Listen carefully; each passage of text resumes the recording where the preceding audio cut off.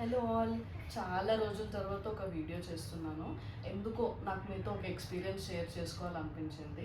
Most of you might know I'm my mom now. My baby girl is 9 months old.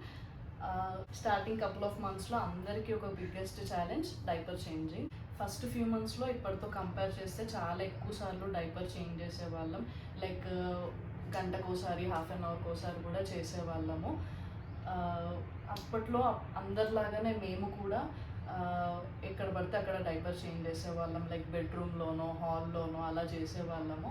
Diaper change చేయాలంటే చాలు like diapers కోసము, wet wipes కోసము, dry sheets కోసం, అన్నిటి కోసం ఎవరో ఒకరు పరిగెడుతూ ఉండాలి. అప్పుడు దీనికోసం ఒక డెడికేటెడ్ స్పేస్ ఉంటే బాగుంటుంది అనిపించింది.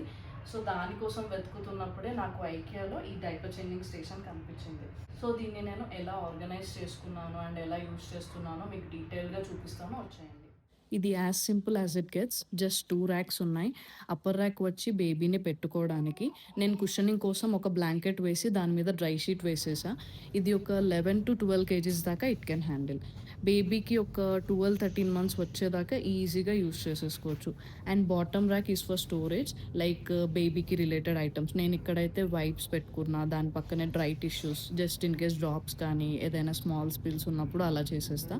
అలానే baby massage oils, lotions, baby diapers of course. Then ఇక్కడ బేబీకి నాప్కిన్స్. స్టార్టింగ్లో అయితే రోజుకు ఒక 10-15 నాప్కిన్స్ కావాల్సి వస్తుండే.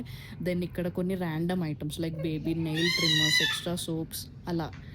అండ్ ఇక్కడ దాని డ్రాప్స్ కూడా ఒక చిన్న పౌచ్లో పెట్టుకున్నా. అండ్ ఫైనలీ డ్రై షీట్స్ ఇలా ఒక లిడ్ ఉన్న బాక్స్లో పెట్టేశా.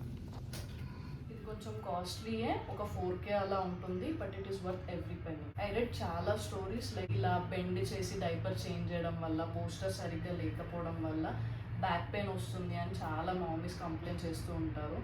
అంతెందుకు నేనే ఎక్స్పీరియన్స్ చేశాను. నాకు చాలా డిఫికల్టీ అయ్యింది స్టార్టింగ్లో నేను డైపర్స్ చేంజ్ చేసినప్పుడు.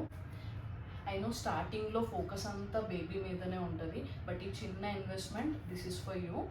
It will really help you. I recommend this for every parent. నాకు చాలా నచ్చింది కాబట్టి నేను రికమెండ్ చేస్తున్నాను. Try it out. Once baby పెద్దగా అయిన తర్వాత, దీని వెయిట్ లిమిట్ క్రాస్ అయిన తర్వాత ఇంకా దేనికైనా వాడదాం అనుకుంటున్నాను. I will see.